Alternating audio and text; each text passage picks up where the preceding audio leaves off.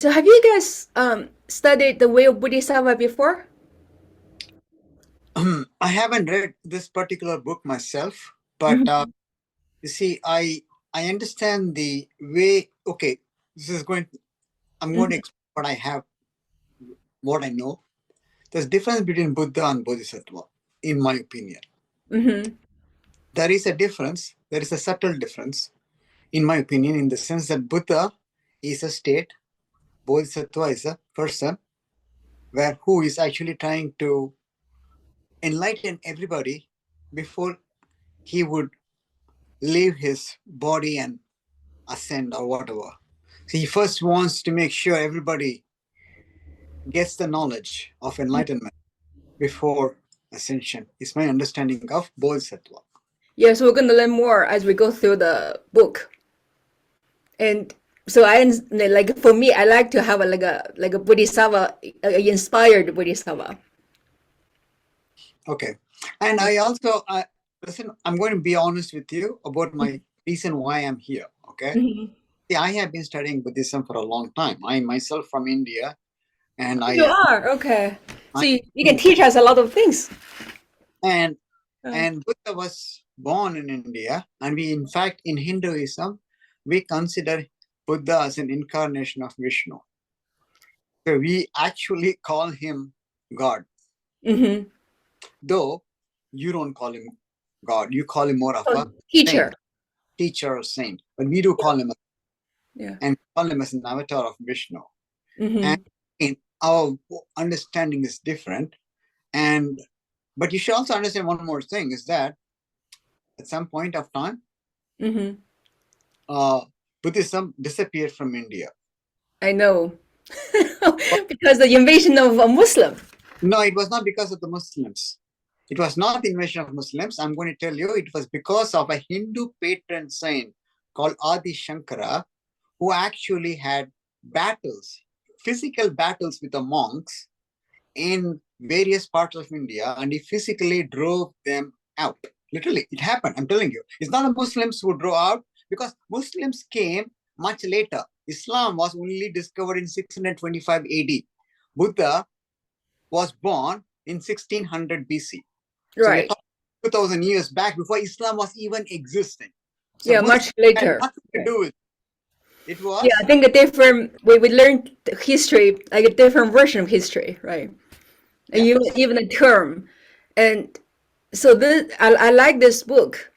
And for me, hey Larry, so Larry, Yes, have you studied this book before? Like, oh, have you heard about this, the way of Bodhisattva? I read this book sometime back. I recall reading this book, and I had a tremendous interest in it, and it made a lot of sense to me. And the appeal of Buddhism is how Hmm. reasonable it is, how rational it is. The logic of it makes a lot of sense. The attack on duality, I kind of like that. And it's a book I've read, and I'm Oh, interested in good. stuff. So you read the book, right? So the Yes, book has many versions. The original text itself is actually not that long. It's just like a 10 chapter verses. I have to have a small like booklet, and so this booklet only have the original verses. You can even put in a pocket, and then there's many like commentaries, like hundreds of commentaries. And so for our study, I would like to use the one done by Pomo Chojun, because so she's more modern, right? And she's in America, and just her commentary, in my opinion, is more like related to our time, and it's shorter, much easier to read, right? And she had the way to explain that very easy to understand. And so if you read this book, only I think 300 or 400 pages. And if you read the other commentary, like the one I have here, the Nectar of Manjushri's speech. So this one just a lot more, much longer than the one done. The one was done by Poma Chojun. And yeah, so it's easier, easier. So for this one, and so I think here we are all like the three of us, right? So we're all teachers and we're all students. and we're sort of like a little study group, and we can read it together. And so some words touch us or have any questions, we can discuss. So that's the format, and I'm proposing. So if you guys have any other idea, you can just let us know. It's gonna be a small group. That's something I like. It's like like an intimate like a study group. I actually have several. If you're interested, you want to learn more. So other than the book we're going to read, and if you want to just read the verse itself, so this one, The Way of Bodhisattva, I have the paper book here, and so this one only have the verse itself, so it's easier to read. So if I go through one past introduction.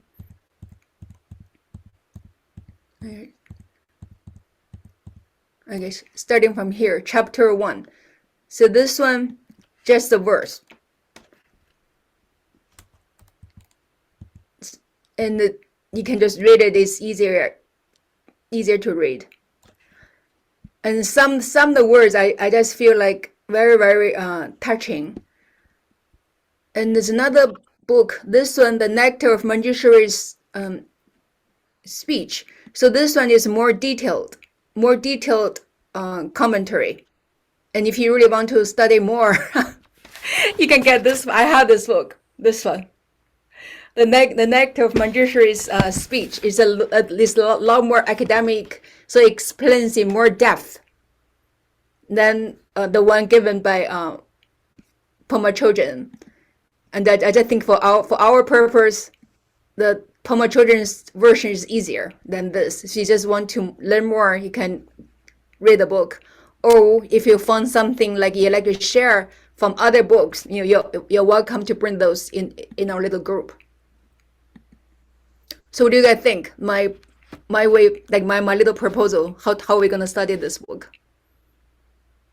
I'm fine. I like your proposal. I don't have any problem with your proposal. I actually like the idea of studying and understanding and then discussing. It's a very good idea. We have that concept even in our Hindu faith. Is like first you read and then you contemplate.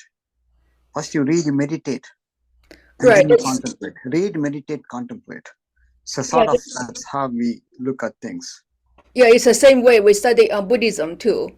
If you just read, you're just reading a book. You want to make that book part of you. If you don't contemplate, you don't analyze what that say, then you just a word. The word's always like outside you. Absolutely. It's not going to change your life. Exactly. So after saying this, I'm going to tell you of a unique experience that I had recently, if you allow me to say in 2 minutes. You're welcome. I love to hear that. Group for almost 10 years. I was part of a Buddhist group for almost 10 years. I learned meditation from my Thai monk from a Buddhist center. And he was instrumental in sort of an awakening inside of me. He was instrumental in creating something, making me think, put it that way. It's only meditation that got me to think. It got me to think. I got to understand what is thinking. But lately I followed with the group and they asked me to leave the group. It's because I asked a single question. They asked me to leave the group. What's the question? The question I asked was, is suffering absolutely insurmountable? It's a very reasonable question. Are we definitely beyond? I think we could get beyond suffering if we really intend to get beyond suffering. Why are we not attempting to do so? Is my question. Was that question? I got thrown out of the group just for asking that because they said you're disturbing our peace. So whom did the other question to? I asked the questions to a bunch of people who are in the temple. Well, in the chat group, it's belonging to the meditation group.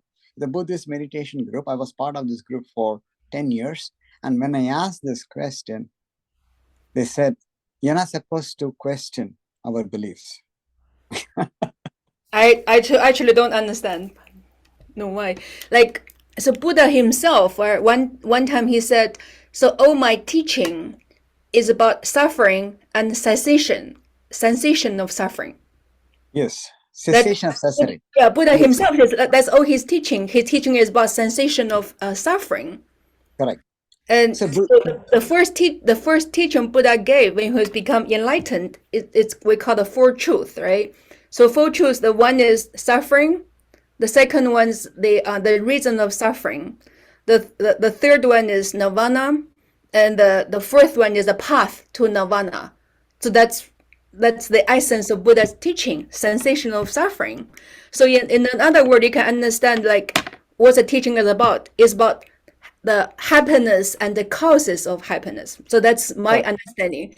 So in my mind, right? So Buddhism is a path, the path to absolute happiness. And then I really absolutely agree with you on that part. Okay, that is also my understanding. Buddha himself says that by teach it teaching about differently. sensation of suffering. Yeah, but some people teach it differently because the way they are saying is they have three basic tenets. The first thing they come and say is, you are not beyond suffering. You are not beyond sickness. You are not beyond death. This is the first thing they come and say. Then that kind of bothers me a lot because I'm saying to them, I am beyond suffering. I That's can right take care here. of myself That's right and get here. beyond sickness too. Death, I got to deal with it. I think it's possible to even conquer death. No, that's the like at least I read the Buddha's biography, right? So he left his father's palace and he wanted to go to the forest to become how do you call it, a hermit, right? And so some ministers from his father's palace caught up with him. They tried to convince him to go back to the palace. And so one of the reason he gave to that person is, so I'm leaving the palace because, right? So because I want to bring perfect happiness to all beings. Okay. For me, that words really touch me because that's his goal. So he wants to bring perfect happiness to all beings. Beautiful words. Those are beautiful words. Beautiful, perfect happiness to all beings. That's why he left my father. Yeah. It's absolutely amazing words. But sometimes what happens is that people interpret it differently. That's what. But that's people. It's not the teaching, right? I know. That's what the thing is. When the religion, it becomes a religion, then it becomes under the control of some organization, establishment, and then they start putting their own ideas. But Buddha himself, I heard one teacher say, so Buddha himself never a Buddhist. He's not a religious person. He said he's more like a doctor, right? So we are suffering, right? We're suffering from all kind of mental, physical issues. When I tell people that Buddha sometimes eat meat, Buddha did eat meat. Actually, he died, in my opinion, because he died because of food poisoning of eating tainted meat, in my opinion. That's what I heard, how he died. Yeah. That's basically what... Yeah, so we can, keep our discussion going on as we go through the book. Let's go to the book. Right, so the book for me, like the past, the way of Bodhisattva. So like I said, right, and so Buddha's teaching is about sensation of suffering, and so we all want to be happy, right? How to be happy? So that this is how the book, like how the book presented to me. That's a path. The way of Bodhisattva is a way of happiness. Okay. And to be happy, we want to change the way we are thinking now, right? And we want to change the person we are now. We'd like to have a noble heart. We'd like to be a noble person. We'd like to have a bigger, a more open mind. And so this is the book is about. And that's why this is how this book attracted to me. So I think today we can go through the introduction. So Poma Chosen's introduction kind of short. So we can read some chapters of this introduction. So if we have a time, we can go maybe one or two verses in the beginning. So let's see how we go. So we can read some of the introduction together. I don't know if you guys familiar with Shantideva's story. If you do, we can just cut it short and go through the text, or we can refresh our memory. I know, like Laurie, you read this book some time ago, right? The book that I read is The Guide to the Bodhisattva's Way of Life by Shantideva. Mm-hmm. And the line that just jumps out at me is when he says, all the happiness there is in this world arises from wishing others to be happy. And all the suffering there is in this world arises from wishing ourselves to be happy. And I find that extraordinarily profound.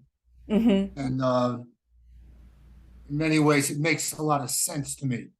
Right, it goes look deeper. That totally makes sense. That's why a way of Bodhisattva is a way to happiness. And it appealed to me, wishing others to be happy makes us happy, and wishing ourselves to be happy leads to suffering. And I kind of liked that type of thinking. I was a teacher, and I found it helped me as an educator. It wasn't about me being happy, it was about others. And I find that's the great appeal of the poem for me. I know. For me too. For the first time I read that line, I just feel like almost like shocked. Yeah, me too. Yeah, it's just so different from our regular way of thinking, right? In the West, it's usually about me. How can I be happy? And when I read that line, I said, this goes against everything. Even our society taught us me, and me lead us to misery. Yeah, and I kind of said there's a certain wisdom in that. And I realized that it wasn't working when I was saying it's about me. And when I said it's about others, it made me feel better because things work better when it was about others. Right, just like Chris said, right? So we want to go beyond suffering, right? So how do you go beyond suffering? You want to find the cause of suffering, and we want to be happy. We want to learn the cause of happiness because we want certain result, right? But you can never work directly on that result. The result is like things you do before that. So you want to work on the cause. So that's why we're here. The other thing in the poem that appealed to me is when he says, it is not possible to control all external events. But if I simply control my mind, what need is there to control other things? And the idea of trying to control external events is a fantasy because the world is very unstable and there's uncertainty. But the one thing I can control, or I have the potential to control it, I should say, is my mind, how I respond to things. And I believe that we all have the potential to choose how we respond to external events, regardless of the events. I mean, that's easier said than done, but we all have the freedom, right? I am, every single day I hope to get closer to that state of mind where external events are not the determinant. They don't determine my life. They don't determine who I am or how I feel. And that was, again, the appeal. Yeah, so I like those two words really strike me as well. So someone called this book, like The Way of Bodhisattva, is like mind training, like a mind training menu. This is the book. I don't know if you could see it. Yeah, I can. Yeah, how can you go up a little bit, see the whole book? Oh, you have that one. Okay. Oh. So it is a mind. I consider really like a mind training menu because the way our mind works now, it causes us a lot of mental affliction and cause a lot of problems. So like for myself, like the purpose of this life, I really like to train my mind, right? To have my mind in a better framework. Yeah, well, I went through a period where I thought that if my external conditions were better, I would be happier, the better job, better apartment, better partner, this, that. And I found out it wasn't working. And I said, no matter what the situation was, I felt a little empty. And that was the great appeal of Buddhism and Shantideva's poem to me, the idea that it's not out there. There is no out there. It's all about how I perceive things. Yeah. And that is the real appeal that I have towards Buddhism. Yeah, so good. And I hope like the four of us, we can, keep this going. We can complete that book. It's not that long, like the one done by Pama children. And, It's a good opportunity for us to also learn and grow together. And so now let's go through the introduction, right? And so I think you read this part too. So the way Bodhisattva was composed in India over 12 centuries ago, and like Larry found out, right? So even today, we find a lot of his advice very, very applicable to our life and to our world. And so this one, Poma Children here, he says, it belongs to the Mahayana, the school of Buddhism that emphasizes all-inclusive compassion and the cultivation of our flexible, unbiased wisdom mind. Is that all we want? We all want that mind, right? Flexible, unbiased, and wisdom. And we want to be all-inclusive compassion. So that's what this book about. So here he had little introduction of who Shantideva was. So as according to the tradition, before we learn a text, we learn a commentary. We want to know who the author was. So that help us to build the confidence in the author. So if an author just like so and so, he never achieved anything, we don't know how good he is, then why would I read his book? And so in I guess in the early Buddhist way of like learning, before you learn a book, you always learn like why we learn a book, why should we have confidence in this author. So he has a little introduction about Shantideva. And so Chris and Lar, do you guys really know about Shantideva, like his story? If you do, we just skip this. I don't know anything about Shantideva, but I don't really care so much about people. See, generally I don't like to care so much about the people. I like philosophies. That's what they say. If you're reading about people, you are wasting your time. Read the philosophy. All right, so let's go through the book. Like we skip that biography part. So let's go through the book. So the book have 10 chapters, and so have three. You can divide it into 3 sections. So this part we can read together. So maybe you guys can, one of you. So Chris and Lar, do you want to read this part? Starting here. I can read it. Okay. Okay. Way of the Bodhisattva is divided into 10 chapters. And then Patrul Rinpoche. Patrul Rinpoche organized them into 3 main sections based on the following verse of the great Buddhist master Nagarjuna. Okay, may Bodhisattva, precious and sublime, arise where it has not yet come to be, and where it has arisen, may it not decline and grow and flourish even more and more. The Sanskrit term Bodhichitta is often translated as awakened heart. Correct, beautiful. Awakened heart, and refers to an intense desire to alleviate suffering. Intense desire to alleviate suffering. On the relative level, Bodhicitta expresses himself as longings. Specifically, it is the heartfelt yearning to free oneself from the pain of ignorance and habitual patterns in order to help others do the same. Beautiful. This longing to alleviate the suffering of others is the main point. We start close to home with a wish to help those we know and love. But the underlying inspiration is global and all-encompassing. Bodhicitta is a sort of mission impossible, the desire to end the suffering of all beings, including these we'll never meet, as well as those we loathe. Or the absolute level, Bodhicitta is normal wisdom, the vast, unbiased essence of mind. Most importantly, this is young mind, yours and mine. It may seem distant, but it isn't. In fact, Shantideva composed this text to remind himself that he could contact his wisdom mind and help it to flourish. Beautiful. According to Patrul Rinpoche, threefold division, the first 3 chapters of the way of the Bodhisattva elucidate the opening lines of Nagarjuna's verse, may Bodhicitta, precious and sublime, arise where it has not yet come into being, and refer to our initial longing to care for others. We yearn for this transformative quality to arise in ourselves. So you want to go to the next page? Yeah, would you like go continue? Emerge in ourselves. and in all beings, even those who have never before concerned themselves with the welfare of others. Chapter offers a rhapsody of the wonders of bodhicitta. Chapter prepares the mind to nurture the bodhicitta longing, as if preparing soil.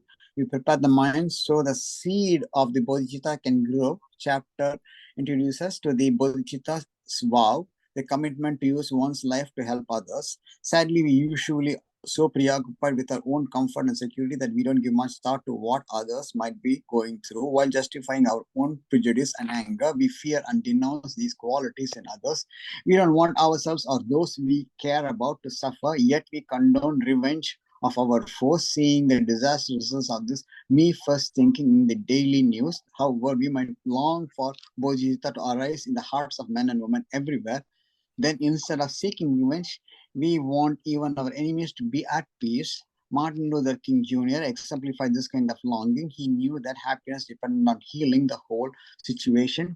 Taking sides, black or white, abusers or abused, only perpetuates the suffering. For me, to be healed, everyone has to be healed. That the people who made a positive difference in the world have huge hearts. Bodhicitta is very aware of their minds. Then the skillful means to communicate to a large group of people, they can bring about enormous change, even those who never previously looked beyond their own needs. This is the subject of the first 3 chapters of the Way of Bodhisattva. The initial drawing of the awakened heart, the next line of Nagarjuna's verse, and where it has arisen, may it not decline, corresponds to the next 3 chapters of the Way of the Bodhisattva, and emphasizes the need to nurture bodhicitta. If we don't encourage it, that's all I have right now. Okay, I don't see, I don't have any we're more. yearning. No, I can't see any more of that, I think. Can you see, Laurie? The No, next- okay. Wait a minute. I don't know what happened. That I It can takes see. some time to refresh. All right, I see that. Okay, it takes some time. Right. Okay, in the 3rd section, this is what you're reading, right? Is that what you're reading? Okay. No, here, the yearning. No, it's Yearning to all yearning to alleviate, right. become dormant. While it never disappears completely, the ability to love and empathize can definitely decline. Yes, that can happen. The same is true of insight. A mere glimpse of the openness of our mind touches deeply. It might inspire us to start reading books like this one and awaken a feeling of urgency to do something meaningful with our life. But if we don't nurture this inspiration, it falters. Life takes over and we forget we even saw things from a wider perspective. Therefore, once we feel the longing of bodhicitta, we need to be told how to proceed. Chapter 456, Shantideva describes how to work skillfully and with emotional reactivity and the wildness of our minds. There are essential instructions of freeing ourselves from self-absorption and the narrow-minded reference point that my teacher Chogyam Tungpa Rinpoche called the cocoon. In these chapters, we are introduced to the 6 parimitas. There are 6 basic ways to go beyond the false security of habitual patterns and relax with the fundamental groundlessness and unpredictability of our lives. The word parimita literally means going to the other shore, going beyond the usual preconceptions that blind us to our immediate experience. In chapter 5, Shantideva presents the parimita of discipline. In chapter 6, the parimita of patience. This is not discipline, and patience is the ordinary sense of restraint and forbearance. It is the discipline and patience that awaken our heart by dissolving deep-seated habits of negativity and selfishness. 7, 8, and 9 eliminate the last line of Nagarjuna's verse and contain teachings that encourage bodhicitta to grow and flourish even more and more. Chapter 7 discusses the parimita of enthusiasm. Chapter 8, the parimita of meditation. Chapter 9, the wisdom of emptiness. In the third section, one chapter, then we're done with introduction. All right. Yeah, in the 3rd section, Shantideva shows us how bodhicitta can become a way of life. With his support, we could eventually enter in the most challenging situations without losing our insight or compassion. This, of course, is a gradual learning process, and we may have some relapses, and we may make the journey from fear to fearlessness. Shantideva is always there, and the wisdom and encouragement we need. After some consideration, Yeah, I think that's it about the introduction. Later on, she says she's not going to go through the chapter 9 on emptiness, because that one itself required the entire course. So the many commentaries is on the last chapter. There's a book alone just on the one chapter, like the And last. that is it. Yeah, that is the chapter I really am interested in understanding, because this emptiness is a concept that I always have a problem with, because there's a core concept I understand is the core concept tenet of Buddhism is that we all come from emptiness, the null, void, and we go back to the void. Somehow I don't believe that. I believe we come from extreme happiness. This is probably a place of void. We are going back to extreme happiness. Yeah, so there's many misconception of what is emptiness. I actually I studied like at least I went through a course of the chapter 9 like 3 times by different teachers, Okay. and I still found a lot of places I don't quite understand. Yeah, that is most difficult chapter. That will be the Right. chapter But one thing you gotta write is so it sort of shocked me when I heard this word. So one teacher asked, so what is the direct cause of meditation, meaning samadhi, right? Like you have real concentration. What's the direct cause of samadhi? Can you guess? Well, after samadhi, I reach bliss. That is my interpretation. Samadhi is reaching bliss state. That is my So the direct cause, the teacher, the answer, direct cause for reaching samadhi is happiness. Yeah, happiness. Yes, exactly. Once you're thoroughly happy, you're already in bliss state. You just move past the bliss state. It's like opening the gate and just walking. Yeah, so if you're not in a happy state, you can never reach a kama samadhi. You can. That's the idea. You can reach samadhi. In my opinion, you can reach samadhi. You can reach a happy state if you can overcome all your own personal anxiety. If at any point of time when you can say, have I reached my life's purpose? If you can ask yourself the question, have I achieved my life's purpose? And if you say, yes, I have achieved my life's purpose right now, you are totally at bliss. And then you reach samadhi. That is my opinion. Yeah, so being happy is very important. Like being very real, important. you have the serene kind of happiness inside you. That's really a very important quality. So without that, you can't really achieve that much. Yes, I agree. That's a very important quality. You have to be a very positive person. You have to be fully enthusiastic. You got to be like a person who's bubbling with enthusiasm. You're like spreading enthusiasm. You need to come from inside. You can't fake it. It has to be true. It has to be true. It has to have true enthusiasm. Yeah, so thanks for reading that. Hard work reading that many words. Yeah, so Laurie, do you have anything to share after we read this chapter about introduction? I found chapter 8 to be the most interesting to me, with the line, the cherishing of others is the mind of the enlightened one. And I found that to be the very heart of what it means to be a bodhisattva. The idea of it's not about me, it's about others. Right. If I could focus my attention on others, I will become happier. And that but you cannot force yourself to concentrate on others. So before you love others, you have to love yourself. But I think that goes a little bit against the Western mind of it's about me, it's I. And this is a philosophy or an ideology that completely it's not Western at all. But the Western ideology is not really working for us, right? See what happens in the world now. See where we are. It doesn't seem to be working at all, and that's kind of the appeal that I have for this. It's not about me; it's about others. And I have found in my experience, when it's about others, I in turn am happier, and that kind of it's almost like not logical. That when I care about others, I am a happier person. I know. When I put others before myself, I become better. And I found that as an educator, I found that very useful when it was about the students, when it was about their needs and their interests and their well-being. I in turn became happier and better person. So I can introduce a little experiment for you, right? So maybe you can do that starting today or tomorrow.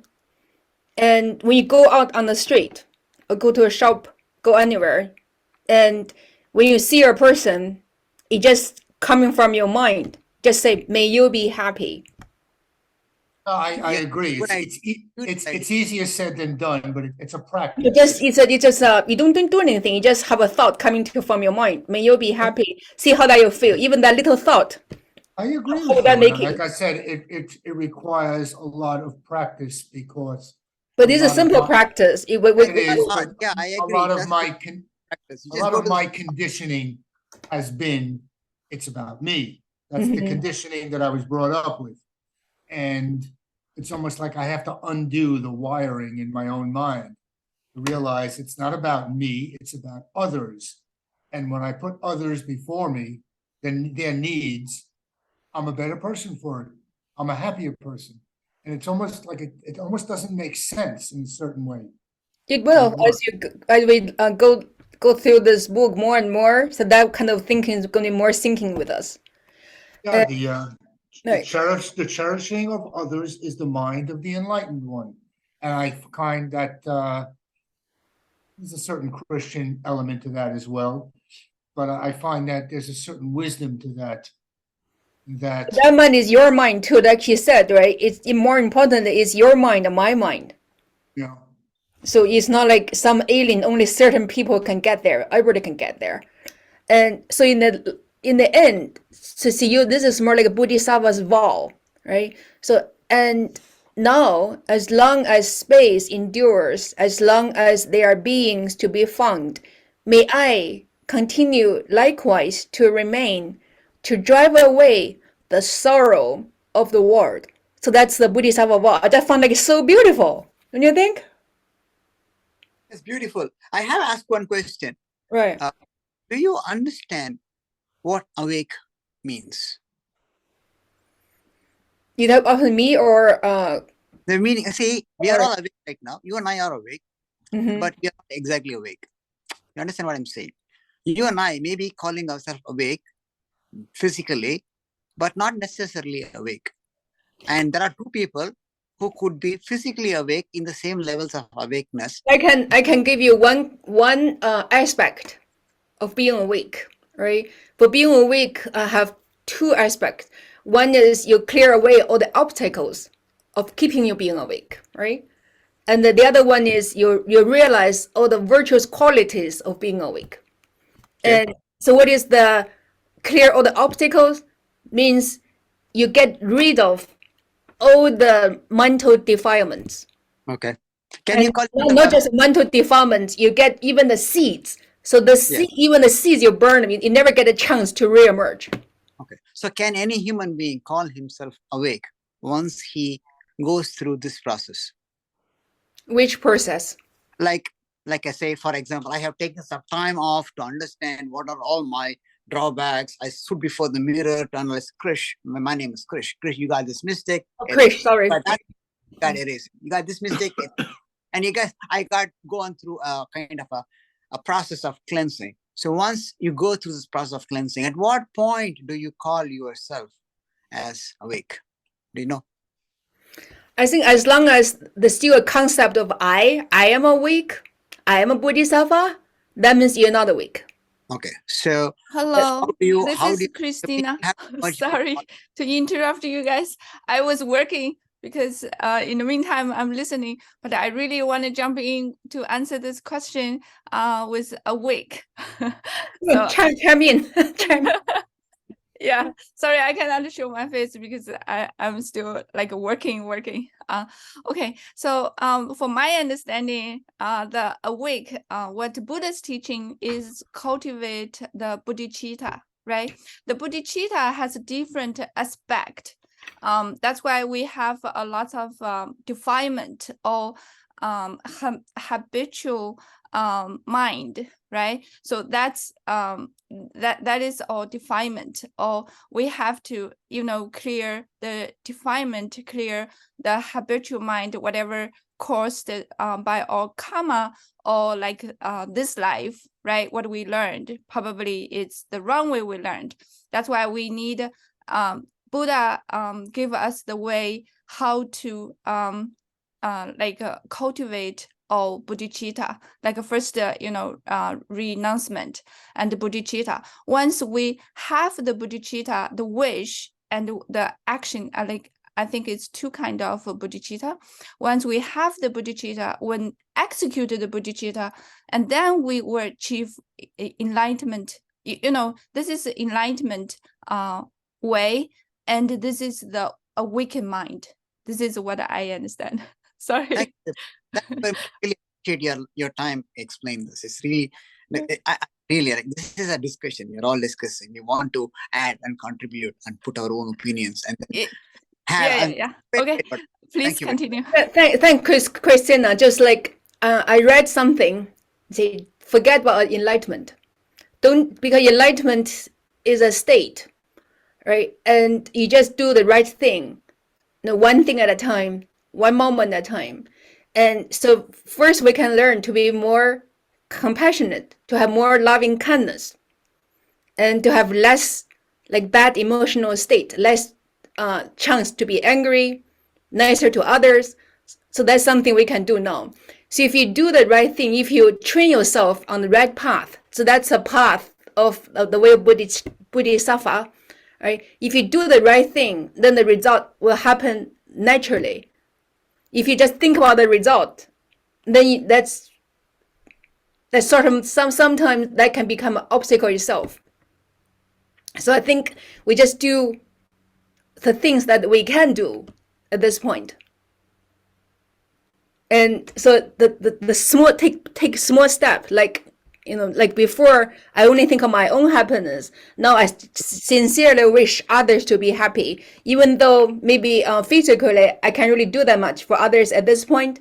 So at least I can have less ill thoughts, and I can sincerely wish others to be happy. So that's something we can do. That's something we can train ourselves on.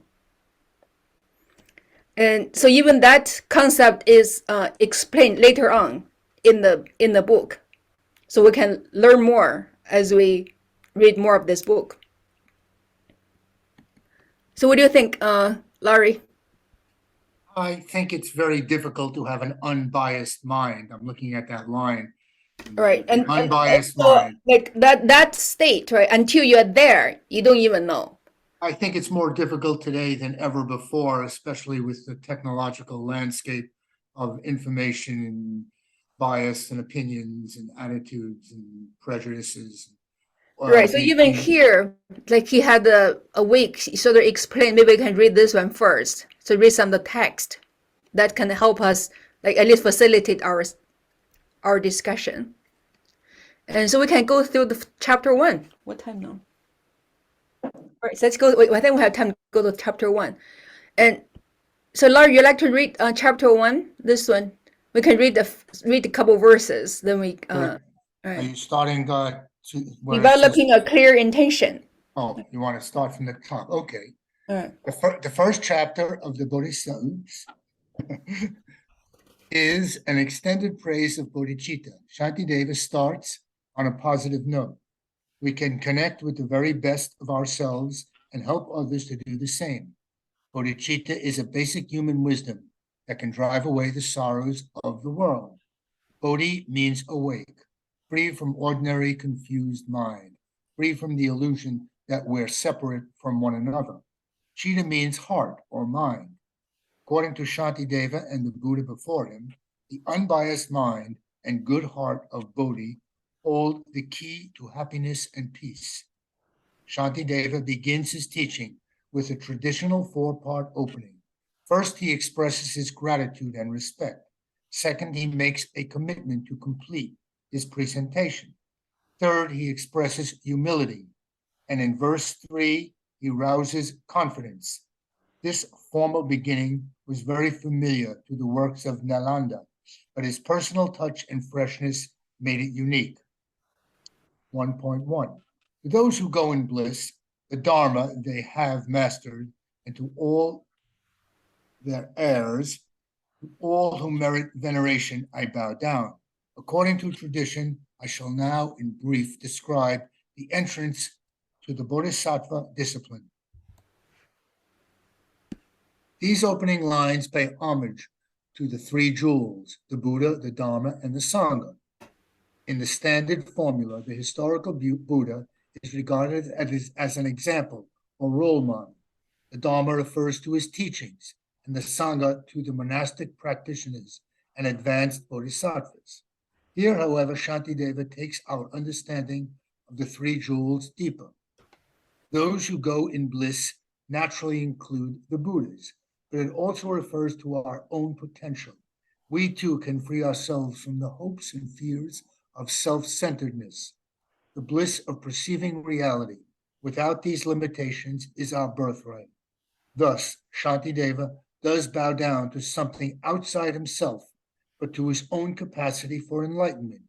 He venerates those who have realized what remains possible for all of us. The Dharma they have mastered refers not only to written and oral teachings, but also to the truth of direct experience, to straightforward, unedited life as it is. Whatever happens to us, good, bad, happy, or sad, can free us from self-absorption. If we make use of these ever-present opportunities, then everything we encounter is Dharma.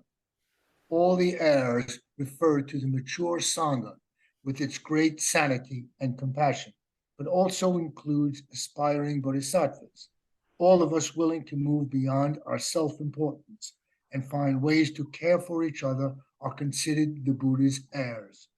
Finally, to express his gratitude to all who merit veneration, he bows to the teachers and friends who have helped him along the path. As the second step in his traditional opening, Shantideva presents his subject and commits to complete his teaching without obstacles. Moreover, he will do this according to tradition, presenting what he's learned and understood from the Buddha, Dharma, Sangha, and his other teachers as well. We can't overestimate the power of commitment until we resolve unequivocally to undertake a task and see it through to the end. There is always hesitation and vacillation. Remember that Shantideva has been invited to give his talk by monks who are trying to humiliate him. Considering his audience, it's possible that he had some trepidation. Therefore, he calls on an egoless courage that is not easily threatened and goes forward. Thanks, Larry. So what do you think about the first verse? The first verse, I'm not sure what the first verse was. He just read this one. He showed respect. So first, he expressed his gratitude and the respect. I find it very appealing. The question I always have with any kind of religious or spiritual teaching is, in my experience, it always steps into politics, and that is a danger. The idea that we're in a very politically divisive world right now. Mm-hmm. Different groups of people are fighting with one another, arguing with one another, and I find this religious ideology, along with other religious texts, it's all when does religion ever step into politics? And it always does, and I always find that is dangerous. Actually, I'll tell you one second. Sorry to interrupt you. Actually, you're right. Bodhisattva's teaching is basically communism. Basically, that's what it says. Communism is the right way to live. Capitalism is a wrong way to live. It clearly makes that point, and it states why. It says basically because cooperation is better than competition. That's the only underlying concept, is that cooperation is better than competition. If we cooperate, as what communism says, its original principles of communism is, then we all have enough for everybody. Once we start competing, that's your conclusion, or your opinion. And I would argue that. Right, so maybe as we go through this, right, so you can reconsider, or at least your mind become more open. You can consider other options. I would say that Shantideva would say his philosophy or ideology is beyond capitalism or socialism, beyond or communism. Right. I think he's trying to talk to us from a different point of view, that that the political system almost becomes irrelevant. And I find that in my experience, all religious beliefs, ultimately they step into the political arena, which is a danger zone because they're not going to legislate happiness. And I think Shantideva is staying outside of that, outside of capitalism, outside of any ism, so to speak. Any ism is limitation. Any religion, any society is limitation. And I think he's basically saying that if our interests are the needs of others, we Yes. will be happier. You want to go beyond, go beyond all the little silos, all the We will- limitations. Regardless of the political circumstances. Mhm. And I think there's something very appealing to me about that. But like I said, my experience is that all religious beliefs ultimately step into that line separating religion and politics. And I think Shantideva is very clear that he is not advocating any kind of political system. Not even religion. I think Shantideva, he's beyond religion. I don't think he even consider himself to be just this.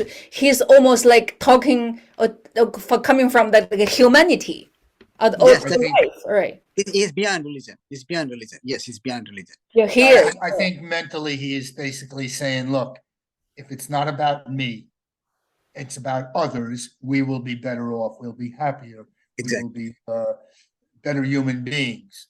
And I find that there's something very appealing about that. And I find there's a truth in it. It's very difficult to adhere to that. But I think earlier he mentioned Martin Luther King. And I thought Martin Luther King. I like that quote actually. He said, "One to heal once is a heal depends on healing all." Right? That's that one. Yeah. Said Martin Luther King exemplified this kind of longing. He knew that happiness depended on healing the whole situation. And in a lot of Martin Luther King's language, it was never about him. It was about others. And I found that selflessness type of attitude, like I said, there's a certain. Yeah, is it to be healed? Everyone has to be healed. Everyone has to be healed. And I find that there's so like a COVID, this COVID-19 or this virus, right? If one person has a virus, the whole world not safe. Yeah, and I think the Bodhisattva way is very similar to devout Christianity as well, and a lot of religious beliefs that if they're followed, if they adhere to the way they are supposed to be adhered to, it's not about me, it's about others, and that to me is the power of this. Right. Words. So like for me, I like to be an aspiring Bodhisattva. So even though I cannot achieve now, at least I want to get into the path to start working on it. And you say all of us willing to move beyond, right? Move beyond our self-importance and find ways to care for each other. Well, I want to introduce concepts here. I hope I have time. I want to introduce one concept here I recently read. So the concept is called universal consciousness, unity consciousness. And that is unity consciousness. What it means is that we are all sharing the same atoms in the universe, and we constantly keep exchanging these atoms. So therefore, we are all one. We are one organism in reality, and we are a collective. And this is the whole concept. So concept of unity consciousness is basically to say that everybody is just like you and me. The people you dislike the most do what they do because they just programmed to do that way. Once you understand why they do what they do, your dislike for them will just go away. It'll melt away. There'll be nobody in this planet you will be even able to hate. Once you understand why they do what they do, then you'll understand poor fellow does not understand. He only has that much knowledge. He's ignorant. So once you attribute the other person's fault purely to his own ignorance, it will be easy for you to forgive the person. Does have you used that principle in life? Yes, situation? I use it every day. So therefore, I have no enemies in my life. Everybody is, the whole world is just my playground. I have no fear. God works through me. He works, I'm like his vessel. He just acts through me. I am not worried about anything. I don't worry about anything. If I make a mistake, he made the mistake. I didn't make it. So that's one aspect so far is helping you. So that's good, right? But then there's a certain No matter what happens, just I go with the flow. if you can really do that, that's great. Yeah, so in Buddhism we call that conditioned existence. So everybody we are subject to a conditioned existence, but then we're not just like a slave of the conditions. So we have personal initiative. So we cannot control or change whatever already happened, but we have freedom. We have a choice to decide what's next can be. Exactly. We are in control. We are the one in charge of everything. Once we learn how to think, then we know everything. See, we gotta understand. Thinking is a concept that many people don't understand clearly because people don't know how to think, in my opinion. A lot of people do not know what to think. People think we're all thinking, but without thinking, what is thinking? You got to be clear about what is thinking to understand you're actually thinking. People So feel a Bodhisattva is not only I want to learn how to think myself. Once I learn, I like to share with others and help others to think properly. Exactly. Yeah, we have to let everybody learn. See, we have to have a civilization where we have to spread the knowledge. The light of knowledge has to be spread. The more knowledge is spread, the more selfless we are, the better it is for everybody. No, we want our world to be more awakened. Yes, we want our work to be more awakened. We want to be selfless in everything we do. Means unconditional love. Means, yeah, the other person doesn't like you. Or the person is hurting you. Fine. So what? Learn to forgive the person. It's okay. You can love the person back. What? You are children. What do you do with your children? Your child, your son, tomorrow will say things that might hurt you. What do you do? Abandon him? No. We just, okay, fine. Okay, I know why you did that. I know, I'm sorry. Oh, something, you make up with them. Family, you say, you can't do anything. Family is family. Why can't you extend that concept to say, friend is a friend? I can't do anything. He's the way he is. My boss is the way he is. That guy over there in the street can't. Yeah, so that's so like compassion. The compassion need to be combined with we call skillful means. So skillful means you just don't just being compassion, be kind to someone.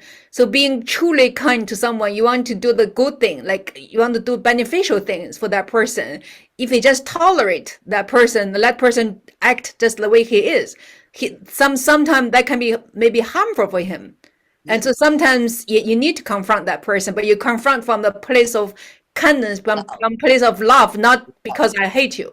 Love. First you say, please pardon me for intruding in what I'm going to say to you. First, ask for apology before you even say. Nobody will say, if you go and ask somebody for apology, before you answer, say anything, they'll just like look at you and say, okay, say what you're going to say. They'll give you permission. And then you say whatever you want to say, they will accept it. Yeah, just like a mother, right? If your kids like to eat candy, you don't just give the kids candy. But you know too many cannot good for the kids. So you have to do the right thing too. That's the right love, not just let the person do whatever he wants. Exactly. So it's be the mother. You have somehow bring the compassion in your heart. Right. Be the mother and the father of the person who you're talking to, anybody be it. If that is a kind of compassion, if you can bring it into your heart, it's hard, but if you can bring it, you become a great person. Yeah, so your life is happy. So see, don't worry about other people. Your life becomes So we went through the first verse, right, and the introduction. So if you want to take away some things that you may think about in the next week before we come back again, so what thought you like to contemplate on, like from the content we went through today? You want to like take one thing with you and contemplate in the next week? Yeah, I do want to contemplate about, there is this thing about how not to give up. It's hard, right? Sometimes it takes a toll on you. And then how do you keep marching? So that's the thing I need to. Right. So that's what he's saying. That's the in one of the section, I think the section name is diligence, right? So he was saying, because we could eventually lose that heart, right? In most challenging situation. And so one of the chapter, he go through how do you do that without losing our insight or compassion, Yes. right? And so that's, I think it's chapter 7 or something. Like diligence, one of the chapter cover that. I need because that's the thing I'm faltering on myself personally. Mm-hmm. A lot of work. It's a lot of work. The burden is very high. When you want to care for the entire world. No, I don't think that's a big word actually. If I can really care for myself, I'd be happy. Even to be a happy person yourself is hard in this world. Yeah. And so what's the takeaway for you, Larry? If you want to take one point and maybe you can contemplate. Shantideva's philosophy or religion is very transcendent. Mm-hmm. And in my experience, the environment that we are born into is very influential and very powerful. Mm-hmm. Especially in our technological world that we're living in today. And the appeal I find of Shantideva is to transcend all of that, to overcome environmental influences and things like that. And that is that's the appeal of Buddhism, the appeal of Shantideva. How can we somehow transcend all of the environmental forces and influences that have molded and shaped who we are? It's a huge topic. You can write several books on that one, right? It is a huge topic, but I don't underestimate at all the influence of our environment on who we are and our attitudes and our beliefs. And I find Shantideva says, hey, we could transcend all of those. We could overcome them. There's something inside of us that is stronger than whatever is put in our path. And I kind of find that very, very appealing because it says, hey, the environment doesn't control me. I can choose how I will respond to whatever happens. Yeah, your own person. And I kind of like that. I mean, it's easier said than done, but Yeah. I kind of like that. If every day of my life, I try to get to that state of mind where I am choosing how I respond.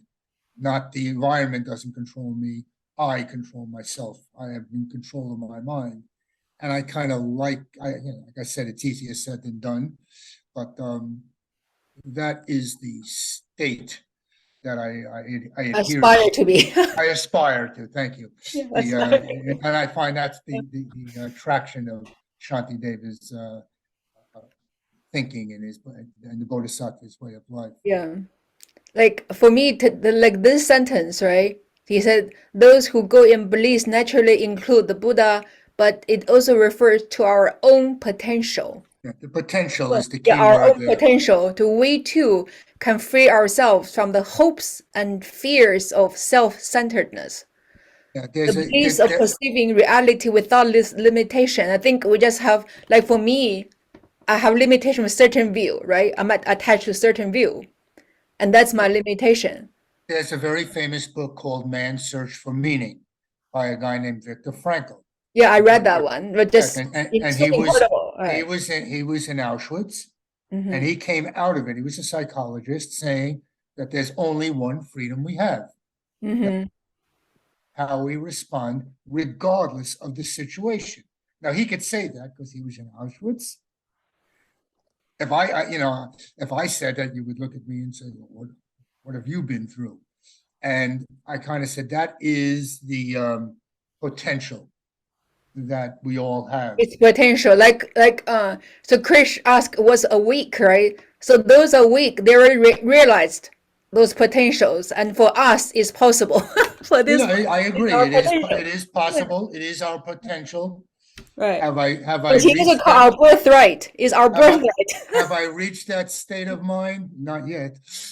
But every day I kind of work. You have the potential, right? I work toward getting to that state of mind where whatever situation comes in front of me, I can choose how I respond.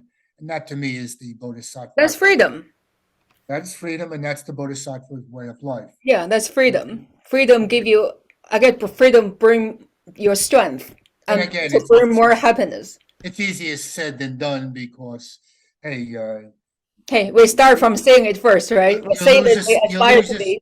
you lose a significant other, your business goes out, your house burns down, and then you're really tested. And depending on the test, it's like the bad things, the quote unquote bad things that happen to us are really opportunities to practice. But And until we're strong enough, we don't want those opportunities. I don't want any of those opportunities, but I'm not as strong. Don't test me now. but they are short, put it this way. I hope good things happen to me, but I know bad things will. And I know it. My experience is that bad things happen to people, and how we respond to those bad things is our growth, is how we move forward. Yeah, so like the quote, like say, pain is inevitable, but suffering is optional. Yeah, I once told a class that I said, I hope good things happen to you, but I know bad things. And one student liked to argue with me. How do you know bad things will happen? I said, trust me, bad things happen to everyone. To everyone. In the end, that happened to everyone anyway. He was like 17 years old, and he started arguing with me. And I looked at him and I said, one day you will bury your mother and father. And he got very upset and he ran out of the classroom. And like I said, wow, he doesn't know. He doesn't know that. And he was 17 years old. And I kind of thought it was rather interesting that, A, he didn't know it. And which is natural. She's 17. And I actually spoke to his father and I said, you have to sit him down and explain to him that one day you will not be there. And in my experience, when we lose people we love, it's pain, it's suffering, it hurts. And there's no way around that. If we could deal with that, choose how we respond to that, God bless us. It's a state of wisdom that I have not yet achieved, but it's something to aspire to. It's my potential. It's achievable, though. I'm just telling you, it's achievable. We're trainee. I consider my trainee, right? We're training life. It is achievable. Like I said, hopefully every day you have to aspire for it. Okay, you have to aspire for it. If you aspire for it, then it is achievable. Well, so only thing is you have to continue being aspiring for it. I want to achieve it. I want to achieve it every day. Yeah, aspiration. I have sent a link. I have sent a link to this group. If you want, if you have an opportunity, please watch that video, YouTube video I have posted on this. I just opened it. I'm going to watch after we finish this. It's a beautiful video of just affirmation, how to give love to the world around you. Very beautiful video. How every day in the morning you can wake up and how you can bless the world around you, in ways you can bless the world around you, and how you can actually, you have to do it, and then you will see it. Next week you can talk about it. So how do you get like the format? So next time we just go through, we just read this chapter, like the verse, she had the explanation, then we just have our discussion. Sounds good. I like the way she explained, and then there's a lot of, like I said, there are many commentaries. I think Laurie have a different one, right? I just found her commentary easier to understand. And she had the way to explain, like, make us more relate to what she said, and easier, shorter anyway. She has shorter explanation, so we can finish the book in a shorter time. Yeah. So before we finish, do you guys have anything to share? Yeah, I have one faith. I have a faith I wish to share. Okay, this is sort of a unique view of. I look at the world as a projection of what is inside of me. I believe that the universe lies inside of me, and everything I see outside of me is a projection of what is inside of me. So in other ways, my view of myself is more like I'm some sort of an artificial intelligence, a program that is running on this body. It is trying to make sense of this body, and ultimately it has a purpose, some end game it is trying to find, and when it finds the end game, that will be samadhi. Yeah, so everything is reflection of our mind. That's a view by there's a Buddhist school they call mind only school. Or that's why even like Thich Nhat Hanh, he's a famous quote. The peace in the world start with peace in the mind. Because everything is your reflection, right? If you don't have peace in your own mind, then you're gonna see all the conflict in the world too. Yeah. I'm looking at there's a line, the low self-esteem so common in the West rests on a fixed idea of personal inadequacy. The idea that there's a fixed idea in our mind of who we are. And I find that Shantideva and Buddhism itself kind of says, no, there is no, that to me is emptiness. There's no fixed idea. No. That it's fluid. And the idea that in the West, I think we believe this is who I am. This is the idea that there is a fixed idea of ourself. And I find that is a dangerous way of living. Yeah, so I'm actually studying Thich Nhat Hanh. They have 14 mindfulness exercise. So one of the, like the third one is non-attachment to views. Yeah, so like a lot of us have this attachment to view. We should be free from those attachment to views. So that's yeah. So I think next time I'll share the 14 mindfulness exercise with you guys, and then we can go through this. Yeah. So 14 mindfulness. I just found it very appealing to me and very like related to my everyday life. Like for me, I sometimes I have a very strong attachment to views, but those cause conflict, right, with myself, with others. So, yeah. So thanks so much for coming today. I'm happy we get it started because I was hesitant for a long time. Should I do this? Should I bother? And then I just somehow, so Christina encouraged me. I just and see what happened. It is a great thing you did. You did a great thing. I really appreciate what you did. Actually, this is a great effort. You should appreciate. You should give a big pat on your back. And I want to thank you as much as I can from a deep. I mean, like you are taking time off your busy day. You're putting together in meetup. You're paying for this group, and you're getting people together. You're putting in all these efforts, and you have made a great contribution today. Thank you very much. I really appreciate. Thanks so much for coming. Without you guys coming, I can't really do it by myself, right? And so yeah, because I actually, the group study really helped me as well. We study, we discuss different points, and we all learn from each other. Yeah, so thanks so much for coming. I hope to see you guys next Tuesday at the same time. Thank you. Thank you very much. Thanks so much. You guys have a good day.